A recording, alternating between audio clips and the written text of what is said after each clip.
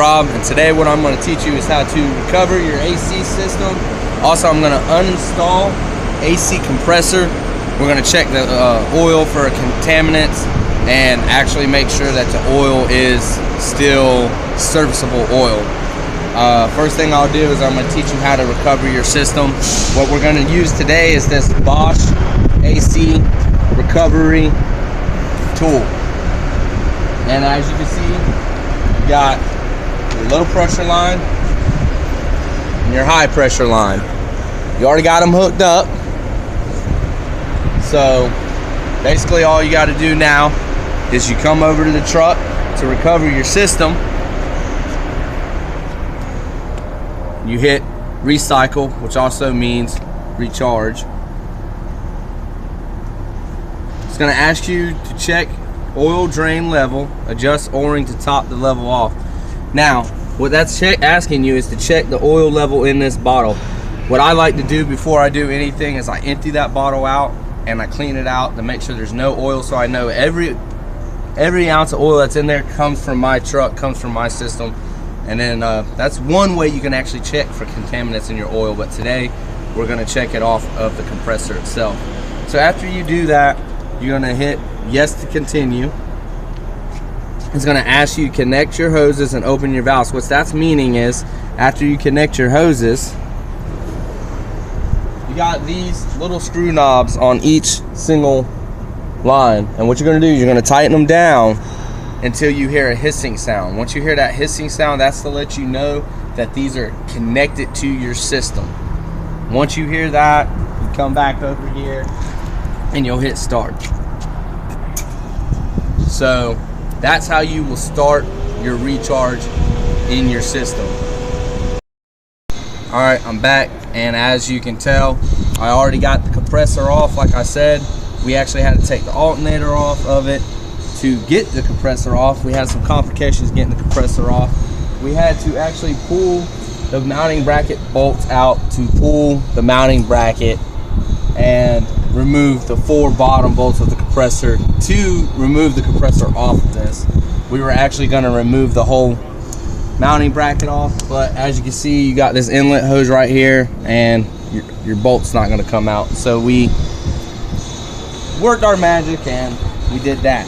Now, as you can tell, I already drained the oil out of this compressor. This compressor takes 14 ounces of PAG, and you can find that on your data plate right here. It literally says 14 ounces, so I'm going to use PAG 100, and we got 2 8-ounce bottles. Now, the reason why we were changing this oil, not only is it dark, but like I said, you're supposed to have 14 ounces. We only got 2 ounces out of it. So, of course, what I'm going to have to do is we're going to fill it back up with 14 ounces. Then we're going to hook everything back up. I'm going to vacuum out the system, charge the system, and then after you charge your system, you check your oil level again with a dipstick. Now, you can find the dipsticks at stores, but the best thing you could do is go on Freightliner.com, and they have the dimensions for a dipstick, and you can make your own dipstick from a coat hanger. You take the top hook, cut it, and then make your little measurements, make little nicks in it for with some dikes, and use maybe 4 different paint markers so you can tell when it's full, whatever. So after I get everything put together again, I'll get back to you and let you know how the system's doing. Back, and as you can see, I got my compressor back on, got the lines hooked up. One thing you need to do once you get your compressor hooked, before you hook your compressor back up, is you got these 2 little O-rings that are in your lines. You need to change them out with new ones. When you get your new ones, you want to lube it with a little bit of the new oil, that way it seals better. Next, what you're going to do after you have it hooked up, before we finish rebuilding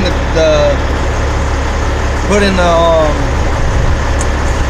air tubing back on and getting it completely put together, we're going to vacuum our system out. That way we can knock it out all at one time. So first you're going to come over here to your machine. You're just going to hit the vacuum. It's going to start checking for pressure. And while it's doing this, basically Now it says pause and resume, hit start. Now, you normally want to vacuum it for about anywhere from 10, 15, 20 minutes. We had our system open for about 30 minutes, so what we're gonna do is we're gonna vacuum it out for 20 minutes. Hit yes. It's gonna ask you to perform a leak test. This is up to you. You can either do it or you don't have to do it. I'm gonna do it, so we don't have to later on. And all that's gonna look for is it's also gonna pressurize the system and make sure that at the end of it vacuuming, there's no leaks. So as you can see, timer starts. After it's done with the vacuum test, we'll come back and we'll do the charge test and give you one more last update on our charging system.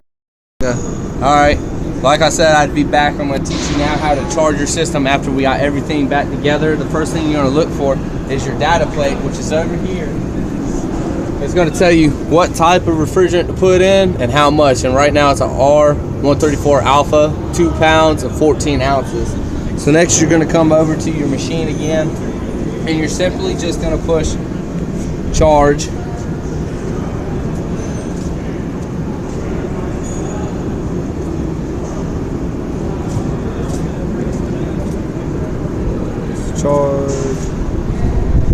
Charge is selected now.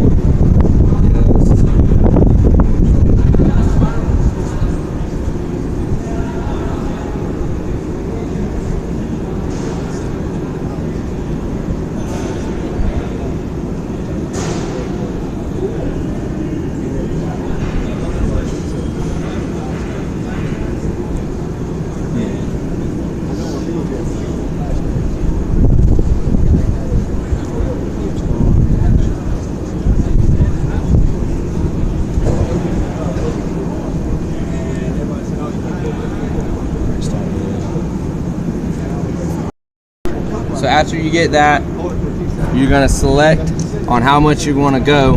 And as it said 2.134. So you're gonna clear it. And then you're gonna hit yes to charge your system. Once you charge your system, everything runs. You gotta run your truck and then you'll disconnect your machine and everything. That's how you do a recycle, vacuum, and charge. And also we threw in a repair in there, how to change the oil on your compressor. This is Rob signing out.